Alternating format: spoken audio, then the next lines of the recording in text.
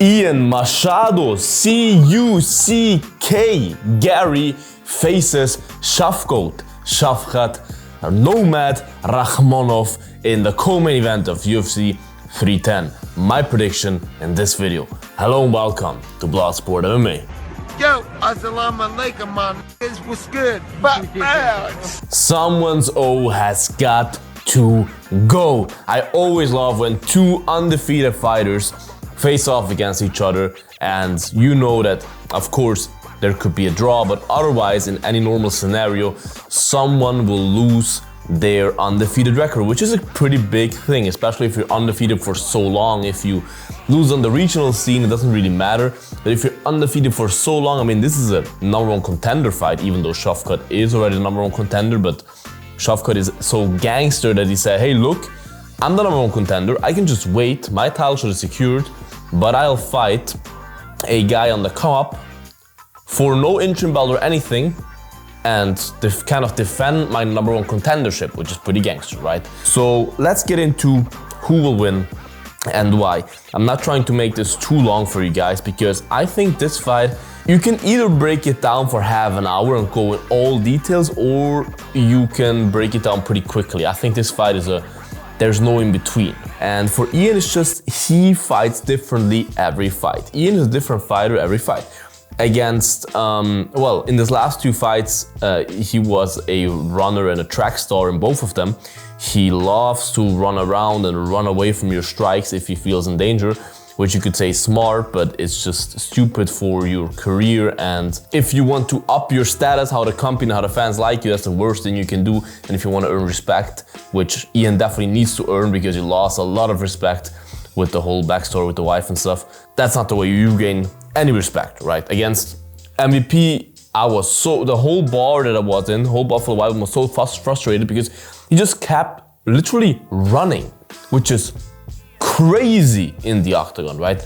And I think against Shavkat, we might see him run again, because Shavkat is a guy that will come forward at you, that will press you, and that will just inflict violence on you. Shavkat is not a guy that is like, okay, now let's form a game plan, be very patient and cautious and everything. Shavkat is like, hey, I come here for smash this guy.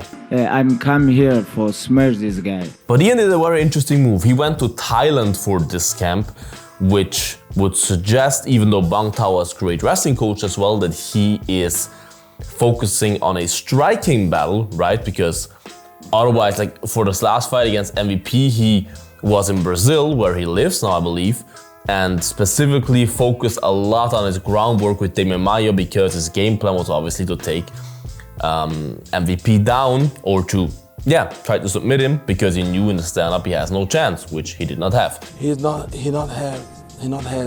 hasn't. In this fight, it's quite interesting, because you would think like, hey, Shavkat is such a threat on the ground that you want to prepare grappling heavy just in case you get taken down. And from what I heard, I wasn't there, but from what I heard in the sparring sessions, because for those of you who don't know, Ian Garry used to train at Killcliff FC, which is the gym that Shavkat trains at, right? Killcliff, Henry Hooft, head coach.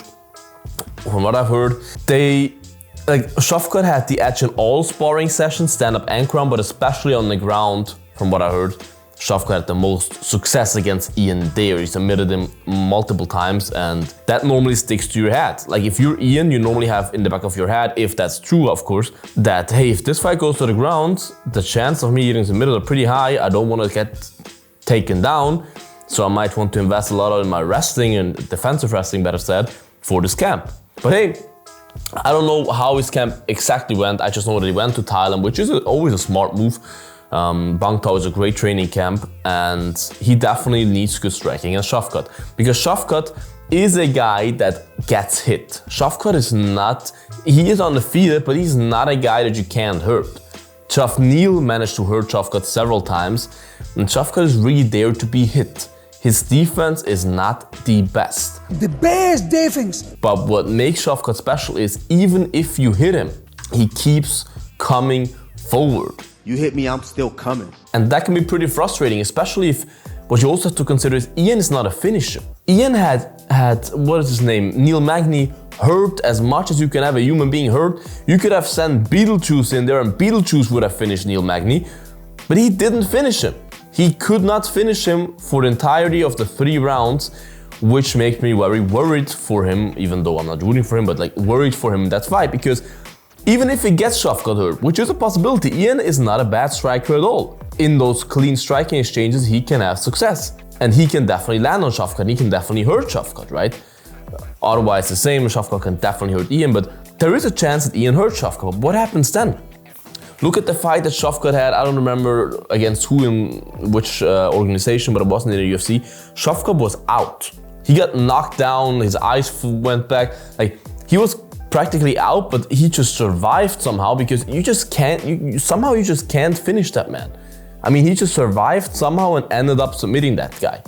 He is such a beast. If you can't finish Neil Magny, you will not finish Shavkat Rakhmonov. You will just not. Then if you won't finish Shavkat Rakhmonov, guess what happens? Guess what happened to Jaf Neal because he couldn't finish Shavkat?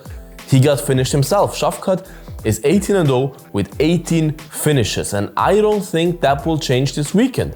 If Ian can't knock him out, which of course everyone can get knocked out, but I just don't see it. I think even if Ian hurts him and even knocks him down or something, Shavkat will have his way with him on the ground and probably even submit him from there.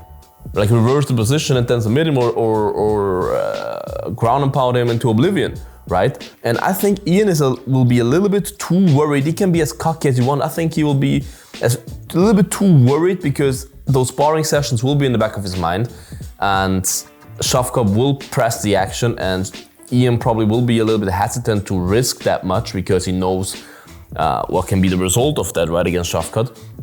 And I just do feel like Shavkat will have his success with Ian on the feet. I don't know how the fight will get to the ground, but the fight will get to the ground. Either Shavkat knocks Ian down, which is a big possibility, or I don't know, it's a weird exchange and he somehow trips him to the ground against the fence in the clinch. And I think he ground and pounds Ian, Ian gives up his back or something, and then he taps him out. I think he wins by submission, but Ian will give the submission to him. He will, like kind of like Nate Diaz did with Conor, he beats him into the submission in a way. That is my official pick, and I go with round number 3. I think we'll be in the late round. Number 3, Ian will be mentally and physically broken down. Shavkat will manage to get him to the ground and pound him, lock the submission in, and finish Ian, the CK Machado Garry by submission in the 3rd round. God damn, my brain. In the 3rd round, Shavkat will stay undefeated and will face Belal Muhammad probably in the middle of 2025 because of Ramadan, and I don't believe Shavkat wants to fight again January, February or something, so probably around summertime, maybe International Fight Week. This is my prediction for this fight, you guys. Write your prediction in the comments. Who do you have winning that fight? By what way? In which round? Write in the comments. Make sure to like this video, subscribe to this channel, would appreciate that. Check out the Bloodsport merch, bloodshop.net, worldwide free shipping with the code FREE. Check it out, you guys. Stay bloody, and until the next one, bye-bye. Bloodsport out.